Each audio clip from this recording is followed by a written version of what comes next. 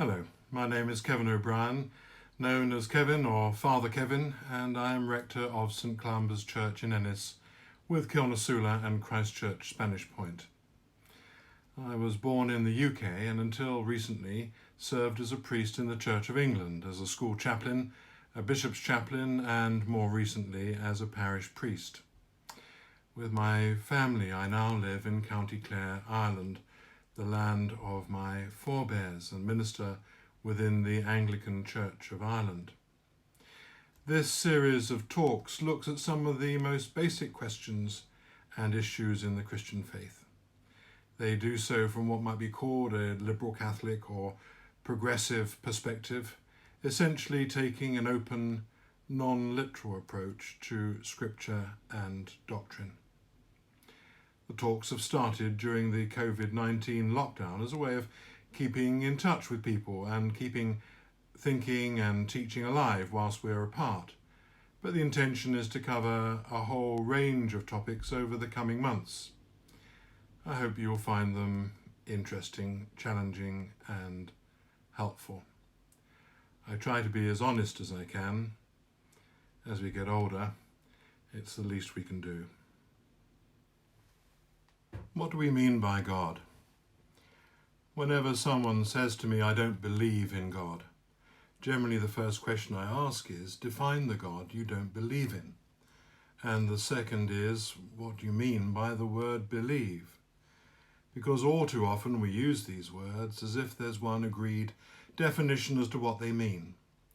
But in reality, we can all mean something quite different when we profess to believe or not believe in God.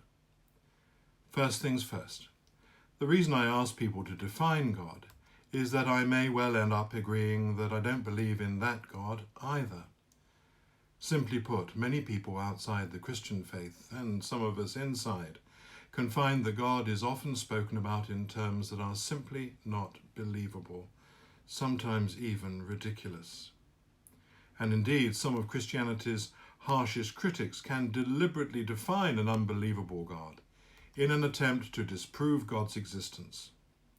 Famous skeptics aver that they do not believe in a God who orders everything, magically does tricks when it suits him, and brings down punishment, diseases, floods and wars on those who've been bad. Well, neither do I. Of course, we are used to God being referred to as he, a better pronoun than it, I suppose. But not only does that pander to past male domination of society, but it can also convey the rather primitive impression that God is like us, only bigger. A sort of super being, less cruel and capricious than the gods of Greek legends, but nevertheless still a being, with or without a body, maybe living in one place or living everywhere, or both. And we often use this language, having plans, purposes, intentions, rather like us with our human brains, but of course better, wider, more far-seeing and all-knowing. And so it's unsurprising that many thinking people today reject all this as simply too woolly or lacking in any evidence, and also just too small, not much more than a projection of what we can understand and how we can understand. In the past, when education levels were lower and deference to authority higher, perhaps one could get away with such an anthropocentric God. But as populations are becoming better educated, more questioning, and less deferential, it simply won't do. In virtually every other field of human endeavour, we have progressed and learned, often supplanting old lessons for new, and yet in religion it seems that old ideas are always better than new. The insights, experiences and prejudices of past cultures superior to the present, at least until the pressure for change is completely irresistible. And in any case, looking at the world around us, the cruelty, the suffering, the injustice, do we really want to be so fatalistic as to claim that this is all part of a thought-through, considered plan? Or do we try to get around the problem by simply crediting the all-powerful God with all the good bits and blame the rest on someone or something else, a kind of moral cherry-picking.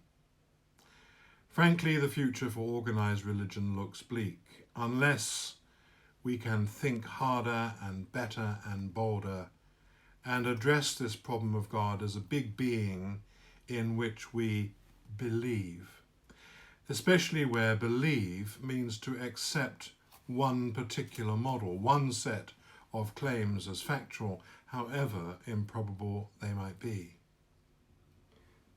But there are alternative ways of viewing what might lie behind this word God, ways of believing that have been developing for a few generations now, that might be able to replace the old paradigm, the old images with something that makes more sense both to our hearts and our minds, that can help to unite people rather than divide them. A view of God not as a being, but as being itself, as ultimate transcendent reality, the ground of all existence, that which is ultimate and which pervades all that is, and contains and expresses all that we hold dear and holy, sacred and praiseworthy.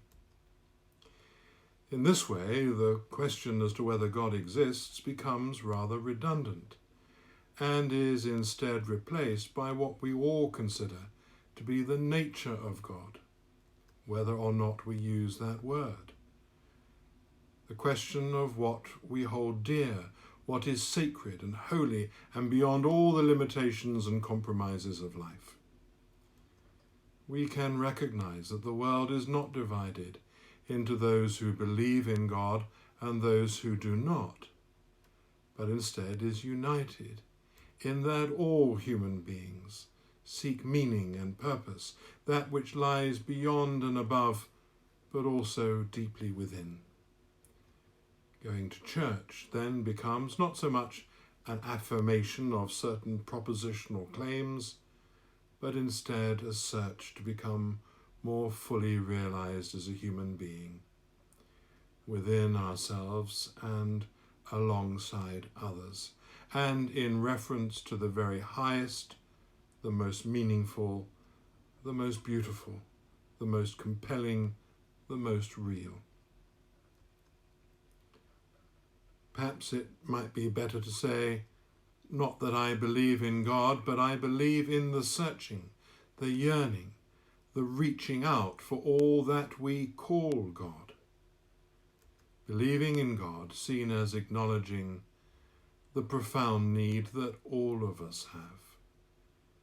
The journey, the pilgrimage of life on which we are all engaged.